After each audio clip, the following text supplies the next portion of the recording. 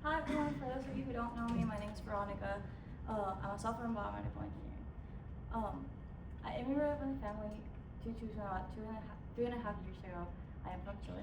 And I'm the first one in my family to go to American high school and have graduated from American high school and attend college.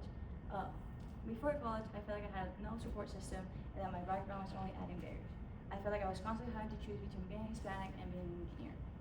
I joined SHIP not only because it gave me that support system, but also because it showed me that people with backgrounds like mine can represent our community not only by being an engineer, but also by giving back to it by doing these events.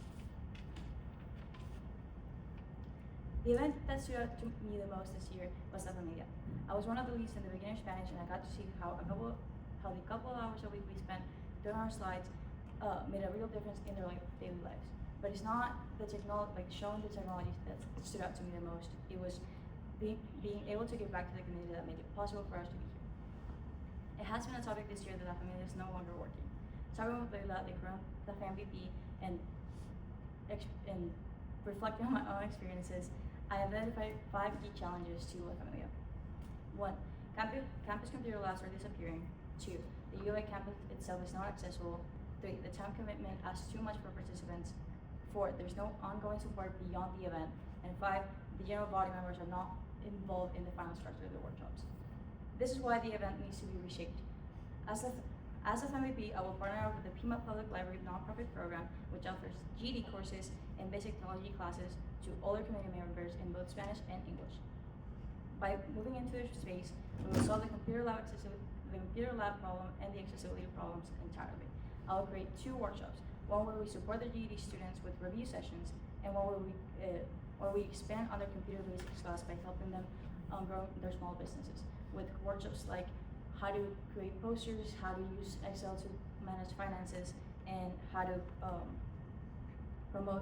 use social media to promote your product.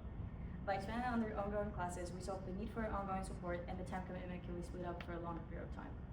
Finally, to address the involvement of the general body, I will reorganize committee meetings to be centered around testing out the workshops like we do with ALEX.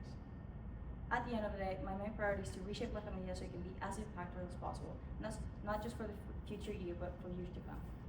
I want to build something that's sustainable, something that future years can continue to grow and improve, and that La Familia remains as one of the most meaningful things we do as a club. Thank you.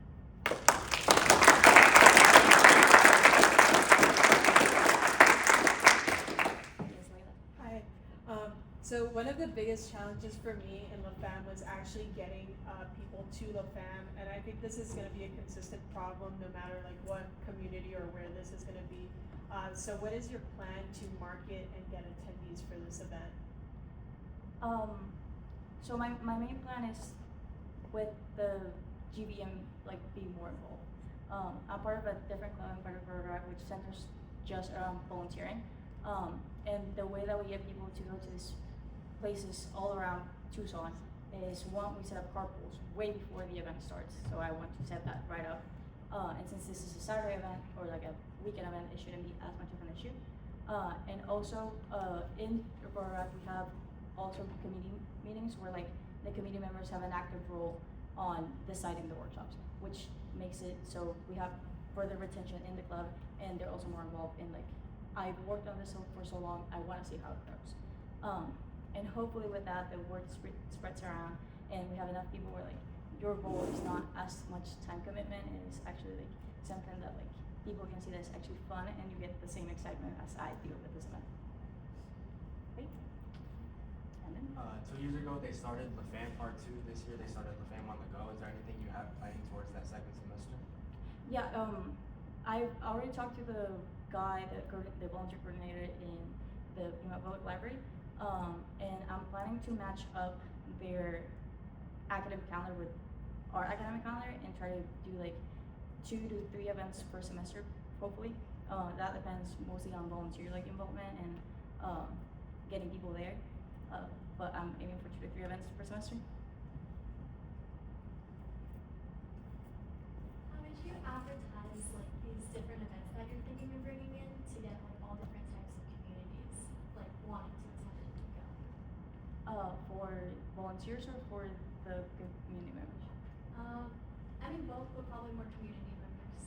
So the main reason that I want to participate with the Pima Public Library is because I know their work, and my dad volunteers for them, and he actually runs some of the computer classes. And they already have a good community. They already have a good setup program. So they have the resources and they have the ability to reach out to these people. We can, on top of that, like help them with this resource and go, as we already do, to like senior centers and like going around like to churches and other stuff.